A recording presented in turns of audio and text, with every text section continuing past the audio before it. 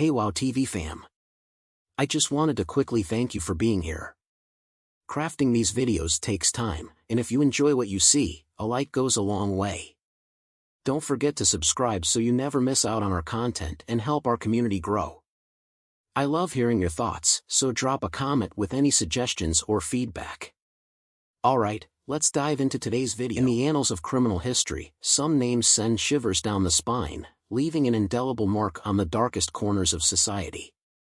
Today, we delve into the chilling tale of a man whose heinous acts sent shockwaves through the criminal justice system. Meet Gerald Stano, a name synonymous with the macabre, a figure whose life and crimes will leave you questioning the boundaries of humanity. Gerald Stano, the notorious serial killer, terrorized communities across the United States, leaving a trail of devastation in his wake. Join us on a riveting journey as we unravel the twisted psyche of a man who prowled the shadows, leaving a legacy of fear and despair. In the tranquil town of Schenectady, New York, on a September 12 in 1951, a baby named Paul Zaininger entered the world. Little did anyone know, this innocent beginning would unravel into a tale of darkness and despair. Born as the fifth child to his mother, Paul faced early hardships that cast a long shadow over his formative years. His mother, burdened by circumstances, made a heart-wrenching decision to give him up for adoption at just 6 months old. County doctors, assessing Paul's condition, delivered a grim prognosis. They deemed him to be functioning at what can only be described as an animalistic level. A heartbreaking reality unfolded as young Paul resorted to unthinkable measures for survival, even resorting to consuming his own waste. Enter Norma Stano, a compassionate nurse who would become Paul's lifeline. Adopting him, she not only gave him a new home but also a new identity, Gerald Stano. Despite the loving environment provided by the Stano family, the scars of Paul's early struggles lingered. Bedwetting persisted until the age of 10, and behavioral challenges became a constant companion. Academically, Gerald faced hurdles, earning mediocre grades in all subjects except for one shining beacon, music. But beneath the surface, a darker pattern emerged, compulsive lying and deceit that would shape his troubled adolescence. At 14, the shadows deepened as Gerald found himself in trouble with the law. Arrested for a false fire alarm and later for throwing rocks at passing cars, the path towards criminality began to unfold. His journey through education was marked by delays, graduating high school at the age of 21. Even after receiving his diploma, challenges persisted as he navigated through a tumultuous work life, marked by terminations for theft and tardiness. Gerald's life took darker turns as he left a trail of stolen opportunities, yet his deviant behavior reached its peak when he impregnated a mentally disabled girl. The consequences were haunting, and Stano's parents intervened, funding a procedure that would shape the trajectory of his life. March 25, 1980 marked the turning point for Gerald Stano, culminating in his arrest after a harrowing assault on Donna Hensley.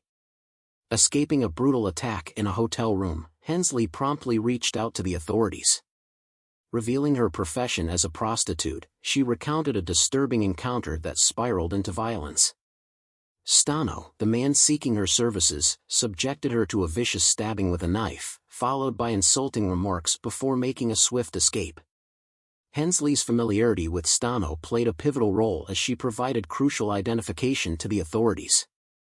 Officially confessing to his murderous actions, Stano admitted to initiating his killing spree in the early 1970s during his 20s. However, he asserted an even earlier commencement, claiming to have started in the late 1960s at the age of 18. Despite the disappearance of several girls in Stano's vicinity during that time, investigations conducted almost 2 decades later yielded insufficient physical evidence, resulting in no charges against him. His criminal activities were primarily concentrated in Florida and New Jersey. Stano admitted to his first murder in 1969 in New Jersey and confessed to killing 6 more women in Pennsylvania. Following his move to Florida, the body count may have surged to 30 or more victims, with the majority being women in vulnerable circumstances. Almost all victims, save 2, were Caucasian, and the age range of his known victims spanned from 16 to 25 years old. Approaching his 29th birthday, Stano found himself behind bars, accused of the alleged murder of a staggering 41 women. In a grim twist of fate, he shared his prison days with fellow serial killer Ted Bundy until Bundy's execution in 1989. The narrative of Gerald Stano unveils a dark web of criminality, etching a haunting imprint on the pages of criminal history. The lives of several victims were tragically taken by the actions of an evil man during the years spanning 1973 to 1980. Janine Marie Ligatino, 19, and Eugenia Arsenault, 17, were discovered brutally stabbed to death in a vacant lot in Gainesville, Florida on March 21, 1973. Barbara Ann Bauer, 16, met a grim fate on September 6, 1973, in Bradford County, Florida. Strangled to death, she had been abducted from a Holly Hill shopping mall.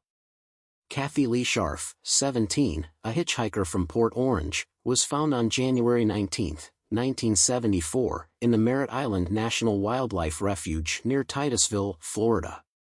Fatally stabbed and strangled between December 1973 and January 1974, her life was cut short.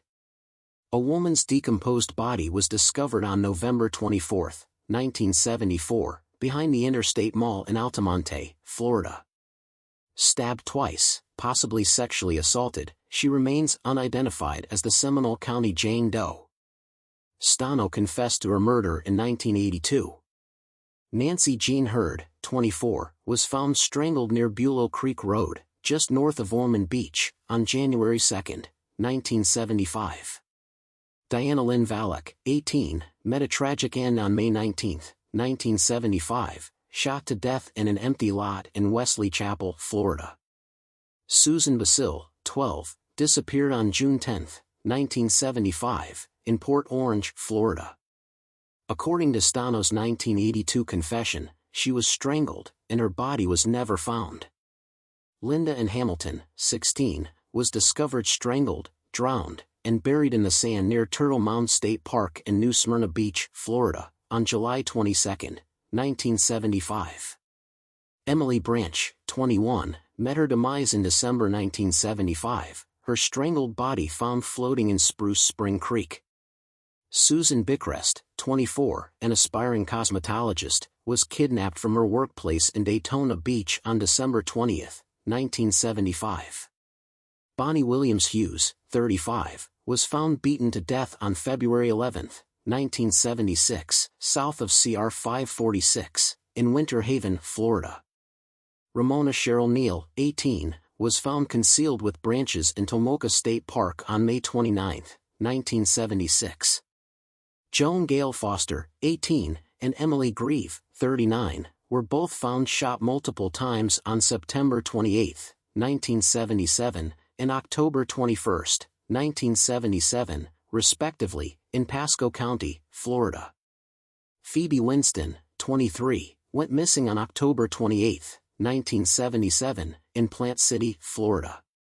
Her skeletal remains were found on March 27, 1979, in Lakeland. Kathleen Mary Muldoon, 23, was beaten and shot, her body discovered in a drainage ditch on November 11, 1977. Sandra Dubose, 35, was found shot to death on a deserted road near Daytona Beach in Brevard County on August 5, 1978. Christine Goodson, 16, was found dead on April 15, 1979, in Pinellas County, Florida.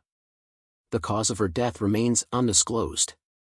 Dorothy Williams, 17, was discovered stabbed and beaten to death behind the Holiday Inn on North Dale Mabry Highway in Tampa, Florida, on December 12, 1979. Mary Carol Marr, 20, was abducted on January 27, 1980, near the Daytona Beach Boardwalk and stabbed to death on December 12, 1979. Tony Van Haddocks, 26, a prostitute, was found dead in a wooded area in Holly Hill on April 15, 1980, with multiple stab wounds to the head. A young woman, unidentified and referred to as the Daytona Beach Jane Doe, was found with skeletal remains on November 5, 1980, in the wooded median strip of Interstate 95. Stano admitted to her murder, recalling her slogan on a shirt, "Do it in the dirt." No charges were filed due to a plea agreement. The chilling saga of Gerald Stano, a man whose dark deeds cast a shadow over countless lives, reached its conclusion in the hallowed halls of justice. Found guilty of 9 heinous murders, he faced the weight of the law, receiving 8 life sentences and 1 ultimate sentence, death. On that fateful day, March 23, 1998, the stark walls of Florida State Prison bore witness to the culmination of Stano's grim journey. Strapped into the electric chair, he faced the consequences of his monstrous acts. The room, steeped in an eerie silence, awaited the inevitable. As the switch was thrown, the electric current surged, bringing an end to a life stained with unspeakable atrocities. Gerald Stano, the perpetrator of unfathomable horror, met his fate in the cold embrace of the electric chair. In his final moments, Stano's request for a poignant last meal reflected a stark contrast to the darkness that defined his existence. Delmonico steak, a baked potato adorned with sour cream and bacon bits, a salad with blue cheese dressing, lima beans, and a half-gallon of mint chocolate chip ice cream served alongside 2 liters of Pepsi. Yet, even in the face of imminent death, Stano clung to a proclamation of innocence. His final statement, etched in the annals of his demise, shifted blame and laid bare the haunting specter of potential false confessions. Directed at the lead investigator, Paul Crowe, Stano declared, "I am innocent. I am frightened. I was threatened, and I was held month after month without any real legal representation. I confess to crimes I did not commit." With these words, the curtain fell on the life and legacy of Gerald Stano, a man whose journey through darkness left scars on the fabric of time. The electric chair's final sizzle marked the end of a chapter, but the echoes of his crimes linger, a chilling reminder of the depths humanity can descend. As we reflect on this chilling tale, we're left with an unsettling question: in the pursuit of justice, how do we navigate the delicate balance between truth and the potential for coerced confessions, ensuring the guilty are held accountable while safeguarding against the miscarriage of justice?